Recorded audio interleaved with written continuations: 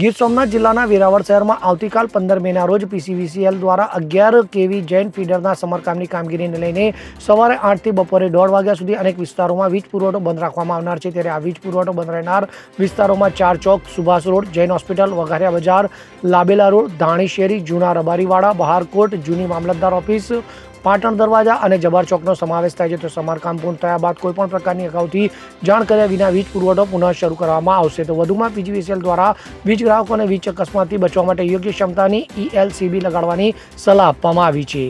Bureau report CN24 news. હવે જુઓ દેશ દુનિયાની તમામ ખબરો તમારી આંગળીના ટેરવે। ઉઠાવો મોબાઈલ અને ગૂગલ પ્લે સ્ટોર પરથી ડાઉનલોડ કરો અમારી CN24 ન્યૂઝ મોબાઈલ એપ।